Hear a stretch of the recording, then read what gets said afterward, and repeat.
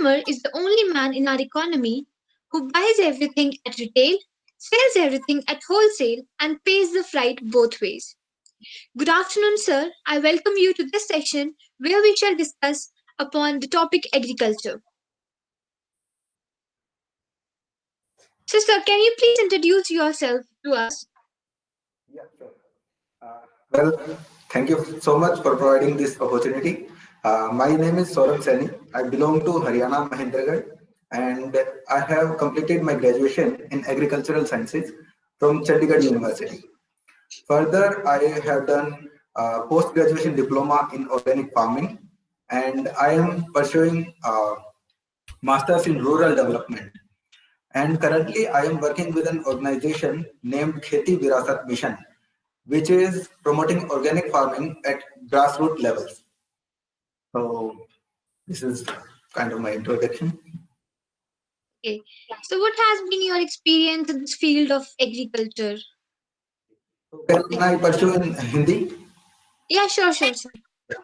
तो मिक्स ही रखूंगा Hindi and English both. And- from starting I मतलब मेरा अट्रैक्शन था एग्रीकल्चर के लिए. बचपन में नाना के पास रहते थे तो वहाँ जब खेती का माहौल था वो स्टार्टिंग से ही पसंद था, तो एक सॉफ्ट कॉर्नर था हमेशा खेती के लिए. Then after completing my +2 I decided that दो ऑप्शन थे, दो मतलब मेरा मन दो चीजें करने का कर रहा था.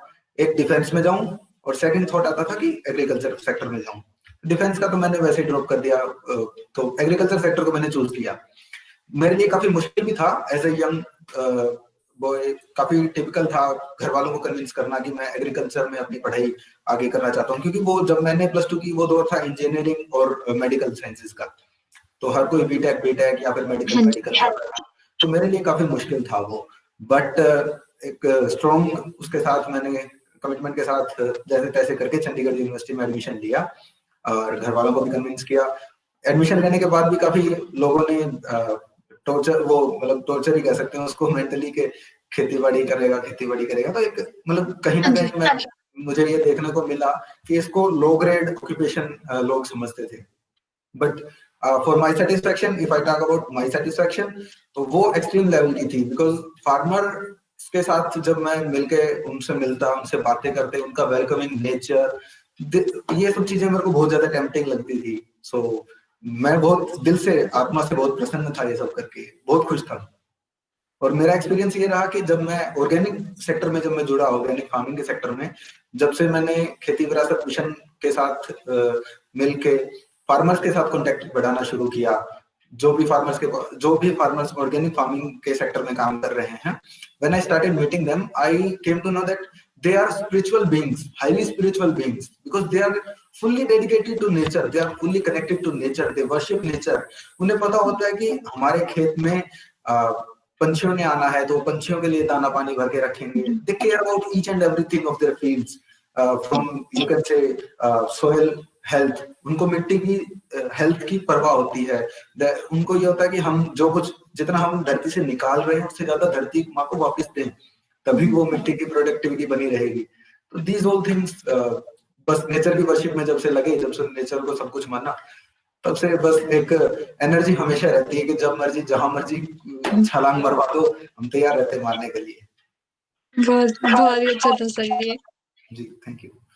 तो हमारा पहला question for this is what basically does agriculture course offer. अगर हम बात करें कि हम जब +2 के बाद एग्रीकल्चर कोर्स में जाएंगे तो सबसे पहले हमें वहां पे क्या चीजें सीखने को मिलेंगी, कौन सी चीजें हैं जो हमें वहां पे सबसे पहले मिलेंगी.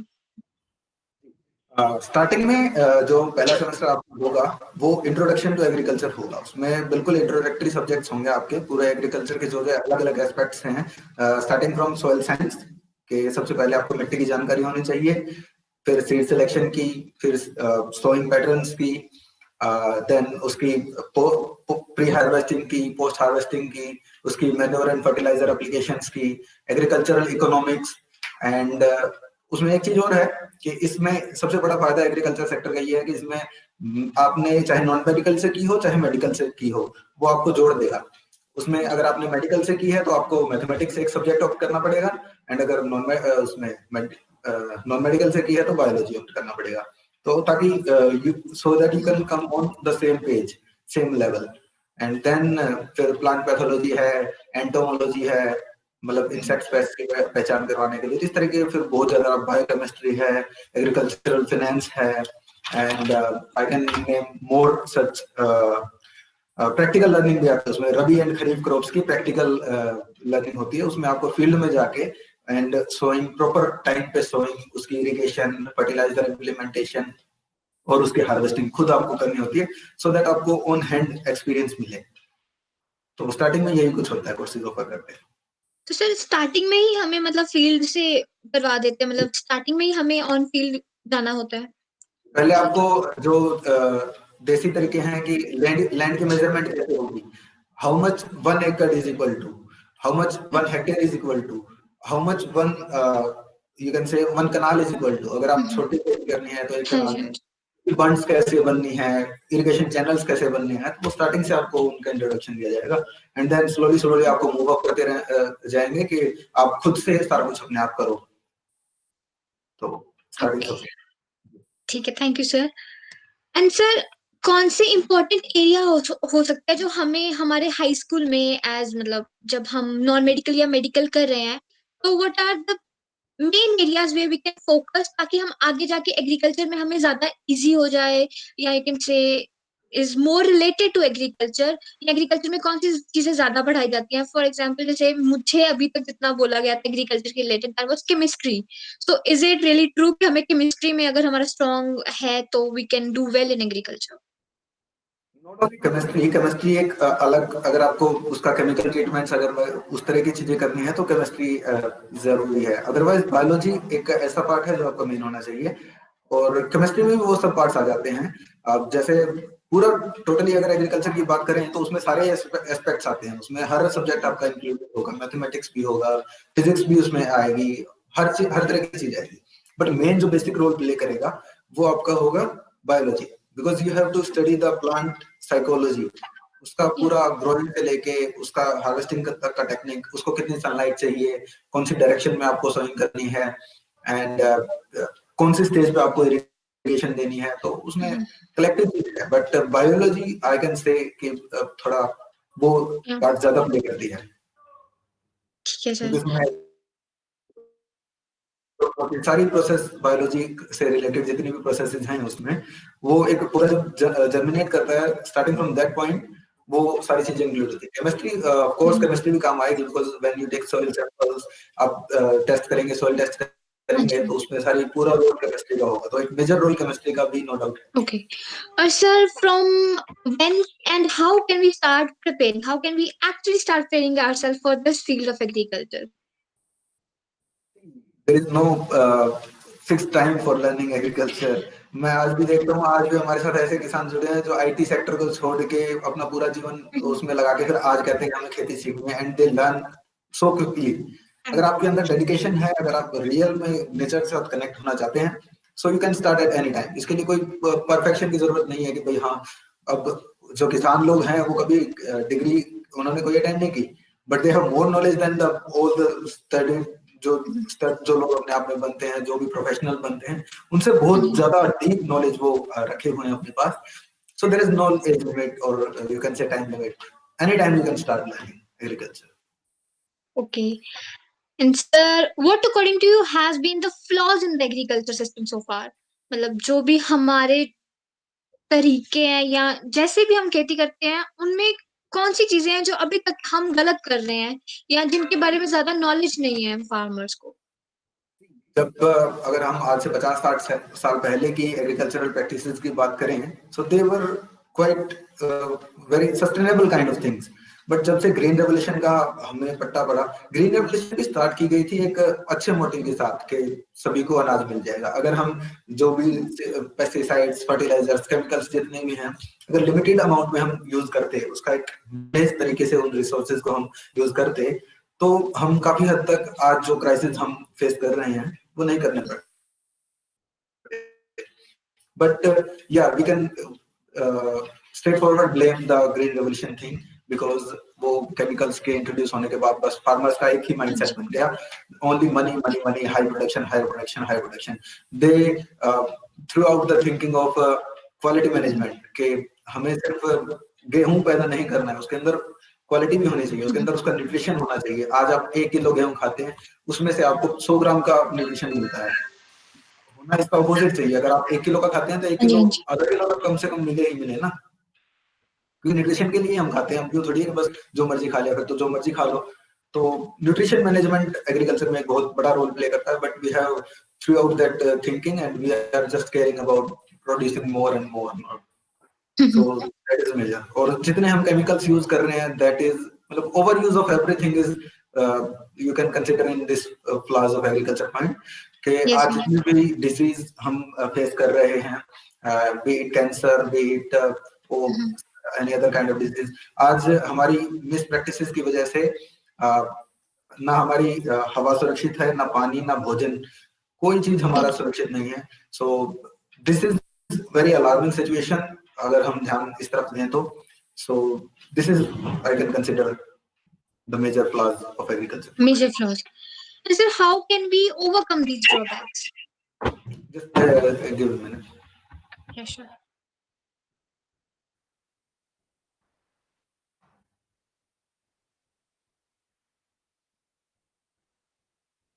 या can you repeat? Okay, I was on कि you told us about the drawbacks or the flaws कि हम green revolution की तरफ जब से shift हुए हैं, ज्यादा हमने pesticides and insecticides मतलब chemical ज्यादा use किया है, हमने quality quantity पे focus किया है। तो what do you think कि how can we improve or how can we go back to that quality thing rather than focusing on quantity thing? What is the result? What is the solution to this problem? इस बारे में मैं एक बड़ी शख्सियत का नाम लेना चाहूंगा। हमारे जो प्रेरणा स्रोत रहे हैं, जो हमारे इंस्पिरेशन रहे हैं, श्री दीपक सचदे जी। उन्होंने अमृत कृषि के नाम से एक अमृत खेती के नाम से एक साइंस नेचुको फार्मिंग उन्होंने डेवलप की थी। तो वो बोलते थे कि अगर हमें उत्तम खेती लेनी है तो उसके लिए खेती को धंधा नहीं, खेती को पूजा की तरह हमें अपनाना होगा। So we should worship our farming practice during our farming practices. और ये असल में I have felt that कि जब आप खेत में कोई भी काम करते हैं, अगर आप उसको एक डेडिकेशन के रूप में अगर if you have the feeling that I am serving the nature, only then you can get the satisfaction, only then you can get the quality, only then you can also get the quantity. तो अगर हम उसको हमारे उमेंद्र जी कहते हैं कि अगर हर वो इंसान जो भोजन करता है वो खेती की चिंता करे तो आज सारा संकट मिट जाए।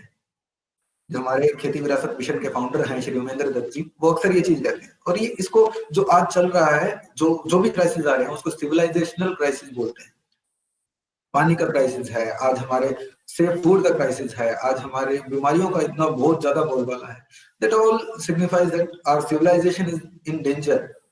तो अगर हम ये देखें, और एक चीज और, जितना आज हम फोकस कर रहे हैं वो pesticides, more and more we are introducing more kind of salt, more kind of pesticides. तो एक चीज और दीपक सचदे जी बोलते थे, हिंसा से उत्पन्न हुआ भोजन मन में हिंसक विचार ही पैदा करेगा। आज जो मेंटल क्राइसिस जो उभर के आ रहा है हमारे सामने, mental disorders, mental health disorders, आज मैं आपको कुछ बोल दूं, छोटा सा कुछ बोल दूं, आप सहन नहीं कर सकते, you have zero tolerance power. So ये जो भी चीजें हैं, ये आज जो निकल के आ रही हैं, नई से नई कड़ियां जुड़ती जा रही हैं, we should consider them on priority. तो यही चीज है। जब हम ऑर्गेनिक फार्मिंग की बात करते हैं, why we are promoting organic farming is, organic farming के दौरान आप हर चीज की चिंता करते हैं। आपको अपने micro organisms which are working in your soil, you have to care about them, you have to care about the whole ecosystem around your fields and all these things. You have to care about the birds, you have to care about the small animals, चींटियों से लेके हर चीज जरूरी है। जब जितने आपके खेत में पंछी आएंगे, जितनी आपके खेत में चींटियां ज्यादा होंगी, उतनी ज्यादा आपकी पैदावार होगी। एक और एक कंपैशन एक चीज है, वो हर चीज होनी चाहिए। तो इसको हम एक डेडिकेटेड भावना के साथ, एक डेडिकेटेड फीलिंग के साथ ही दूर कर सकते हैं। And we should focus on just not only just on producing, we should focus on living the farming thing, we should live the farming thing. Okay, basically आपके अकॉर्डिंग जो अगर हमें भावना है, अगर farmers are thinking this much कि हमें सिर्फ क्वांटिटी नहीं, हमें क्वालिटी चाहिए, तो दिस इज ओनली थिंग, वो अंदर से हमें आवाज आनी चाहिए, बड़ी जब फोर्स आप है। ये चीज समझ लेंगे कि हम अन्नदाता हैं, हमें भगवान का दर्जा मिला है, तो भगवान कभी गलत नहीं करता। जब आप डॉक्टर के पास जाते हैं तो डॉक्टर के पास भावना होती है कि हाँ मैं इसको बचाने वाला हूँ, ये मेरे को भगवान समझता है, ये मेरे पास इसलिए है कि हाँ मेरे से उम्मीद है इसको। अगर फार्मर्स के अंदर वो चीज कल्टीवेट होगी कि हाँ लोग हमसे अच्छे भोजन की उम्मीद करते हैं, तो वो स्प्रे करना छोड़ देंगे। हम भी फार्मर से बात हाँ करते जी। हैं तो they are literally not happy to give the spray and all these things, but मजबूर हैं, कुछ कर नहीं सकते। अगर उनको कंपटीशन है, उन्हें भी वो करना है। बहुत सारे फैक्टर्स हैं, lot of factors. Next is sir, what we as students can contribute to this particular area। हम अगर पढ़ रहे हैं तो हम अपने ही लेवल पे, चलो पढ़ के हम आगे जाके तो कुछ करेंगे, but presently if we are dedicating ourself, if we want to do something for this area, what can we do? Best question अब तक का जो आपने पूछा। यंगस्टर्स के लिए सबसे अच्छा ये होगा कि आप फार्मर्स के कॉन्टेक्ट करना शुरू कीजिए। आपने मार्केट में भी सब्जी लेने जाना ही होता है, या कोई भी प्रोडक्ट आप लेने जाते हैं तो मार्केट पे आप डिपेंड करते हैं। Stop depending on market, depend on your farmers. आप कुछ आपके जो नजदीक है उन फार्मर्स को आप आइडेंटिफाई कीजिए, उनके साथ पारिवारिक रिश्ते बनाइए, make them family farmers. You only the youth power can do this. अगर हम अपने बड़े बुजुर्गों को बोल देंगे, वो कहेंगे क्या ठीक है आटा दुकान से मिल जाता है, हमें जरूरी थोड़ी है कनक खरीद के चक्की वाले को देना और ये सब। बट आपके अंदर है वो, आप उस चीज को मैनेज कर सकते हैं। तो आप डायरेक्ट कांटेक्ट अपना फार्मर्स के साथ बनाइए, उनके साथ। आप वैसे भी आप मॉल्स में जाके बर्गर किंग पे बैठ के वो चीजें खाते हैं। दिन मेरे कहने पे आप फार्मर के खेत में जाके उनसे जाएंगे ना, आप इतना अच्छा आपका वेलकम करेंगे कि आप कहेंगे हर चीज, महंगे से महंगा रेस्टोरेंट उसके आगे फेल है। उनके पास आप कह दें कि हम आपके पास खाना खाने आ रहे हैं, तो इतना कुछ बना देंगे आपके लिए कि आप सोच नहीं सकते। और असल में जो स्वाद होगा उसका, taste which that food will contain, you will, or on your own you will get to know what is the importance of that food. So आप अपनी तरफ से ये कर सकते हैं कि आप फार्मर्स के साथ जितना हो सके फार्मर के खेत में जाइए, पिकनिक बनाइए, वहां उनके साथ जो काम करते हैं थोड़े बहुत काम में एंगेज, जितना आप कर सकते हैं एंगेज होइए। So this is what you can do and this is what revolutionary step you can do. Okay sir.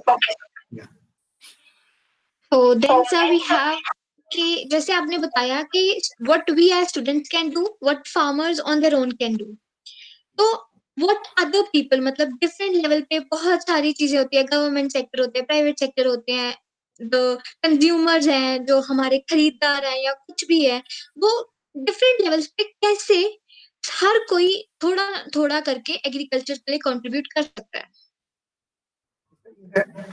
जहां आज फार्मर को सबसे ज्यादा नुकसान हो रहा है वो है एक वैल्यू चेन पे। अगर क्योंकि आप अगर आटा भी खरीद रहे हैं तो अभी आप दुकानदार से खरीद रहे हैं, अगर आप गेहूं भी खरीद रहे हैं तो आप दुकानदार से खरीद रहे हैं। अब फार्मर तो अपना प्रोड्यूस एक रेट पे बेच देता है, बट वो रेट का जो गड़बड़ होता है, जो एक्चुअल प्राइस फार्मर को मिलना चाहिए वो उसके जो बाकी के स्टेक होल्डर्स हैं वो खा जाते हैं। तो उस कड़ी को अगर हम तोड़ देंगे तो यू कैन, आई कैन से, मतलब चमत्कार ही हो जाएगा अगर आप उस तरीके से आप काम करते हैं। डायरेक्ट आप फार्मर्स को फोन कीजिए। हमारे ऑर्गेनिक फार्मर्स जो ऑर्गेनिक प्रोड्यूस करते हैं, या खेती विरासत मिशन से जो फार्मर्स जुड़े हैं, वो क्या करते हैं, उन्होंने खुद की ऑर्गेनिक हाट लगाई है। खेती विरासत मिशन की तरफ से पंजाब के हर डिस्ट्रिक्ट में ऑर्गेनिक कुदरती किसान हाट के नाम से एक आउटलेट खुला है। तो वहाँ फार्मर्स ही अपने प्रोड्यूस बेचते हैं, और हमारे फार्मर्स के साथ पास पहले से ऑर्डर आ जाता है कि जी हाँ जी हम तो अमरजीत शर्मा जी के यहाँ से कनक लेके आते हैं, तो वो पहले अमरजीत शर्मा जी को बोल देगा कि हमें इतनी कनक चाहिए। तो उस तरीके के अगर आप फार्मर्स को अडॉप्ट कर लेते हैं, फार्मर्स अपने फैमिली फार्मर्स आप बनाते हैं, तो प्रेफर कीजिए कि आपके घर पे फ्रेश वेजिटेबल्स आए। Instead of buying from vendors, you should directly go and pluck yourself and do these kind of activities. तो डायरेक्टली जब आप एंगेज होंगे फार्मर्स के साथ, he will directly get benefit. क्योंकि जहां आप 30 रुपए सब्जी वाले को रेडी पे दे रहे हैं, वहां उसकी बजाय अगर आप 20 रुपए भी किसान को देंगे, तो उसमें आपको जो एक वेलकमिंग मिलेगी, जो एक हॉस्पिटैलिटी मिलेगी, वो एक सरप्लस पॉइंट होगा। उसके अलावा आपको फ्रेश वेजिटेबल्स मिलेंगे, आप खुद अपने उससे तोड़ के ले जाएंगे। This is how everyone can contribute. Sir एक लास्ट क्वेश्चन आपके लिए कि अगर जैसे आपने बोला कि हम अपने फैमिली फार्मर्स भी अगर बनाते हैं, तो अगर हम देखें इन रूरल एरियाज या कह लीजिए कंट्री साइड एरियाज हम देखें, तो वहां पे भी हमने देखा है कि जो जिस हिसाब से सब्जियां उगाई जाती हैं, दे आर नॉट एक्चुअली, मतलब maybe lack of resource आप कह सकते हैं, या कि फार्मर्स को ये है कि जल्दी उगाना है, again that quantity thing rather than quality thing.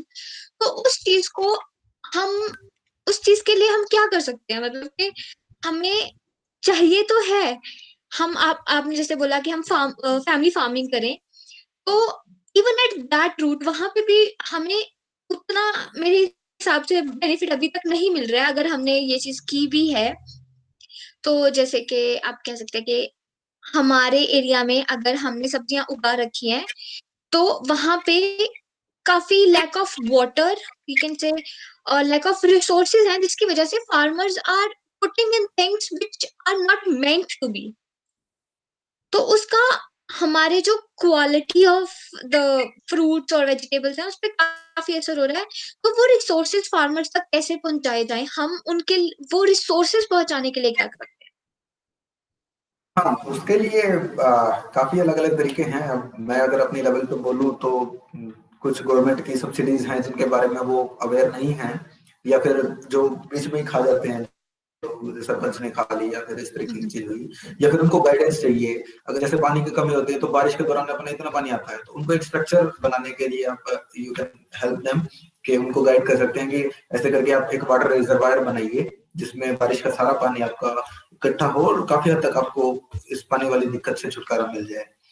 तो उनको यूं नहीं कि किसी और पे डिपेंडेंट होना पड़े, उनको हाँ जी। हमें इस तरीके के कुछ तरीके और भी ज्यादा सोच सकते हैं हम इसमें। मैंने एक एग्जांपल, छोटा सा एग्जांपल दिया है, और उनको उन क्रॉप्स के बारे में बताइए जिनको कम रिक्वायरमेंट है, मतलब जिनकी वैसे रिक्वायरमेंट ज्यादा है, मार्केट में डिमांड ज्यादा है, बट वो ग्रो नहीं कर पाते हैं। क्यों? क्योंकि वो सेम साइकिल पे फंसे हुए हैं, just wheat and rice, wheat हाँ एंड हाँ राइस, वीट एंड राइस। जैसे खेती विरासत मिशन की तरफ से मिलेट्स को ग्रो करने का स्टेप फॉरवर्ड लिया गया है उसमें, क्योंकि मिलेट्स की बहुत ज्यादा डिमांड है, ह्यूज डिमांड है मिलेट्स की। उसमें रागी, कंगनी, कोदो मिलेट, ये सब हर चीज। तो अब बट हमें बहुत ज्यादा मुश्किलें फेस करनी पड़ी उनको ये कन्विंस करने के लिए कि या this is the thing you can also get benefit from. तो उनको कन्विंस करना, उनको नई चीजें दिखाना जो उनके लिए भी सुटेबल हैं। जब वो व्हीट एंड राइस की साइकिल से आगे बढ़ेंगे तो भी बहुत कुछ है। बायोडाइवर्सिटी अगर वो फॉलो करेंगे, हल्दी अपने खेत में उगाएंगे, मिर्चें अपने खेत में उगाएंगे, अदरक अपने खेत में उगाएंगे, जो इजीली उग सकती हैं यहाँ पे, इजीली वो हो सकती है। तो थोड़े तरीके बताने हैं। आजकल फार्मर लोग यूट्यूब से देख के बहुत सारी चीजें सीख के और बहुत अच्छा काम कर रहे हैं। तो उनको सेल्फ डिपेंडेंट बना के, हम उनको अवेयरनेस ज्यादा से ज्यादा फैला के, अगर ओके। हमारे पास, हाँ, उनको बस कनेक्ट करना है। अगर कोई आपके नजर में कोई अच्छा फार्मर है जो बहुत ही प्रोग्रेसिव फार्मर है, उसको आप बाकी के फार्मर से मिलवाइए, you can work as a bridge.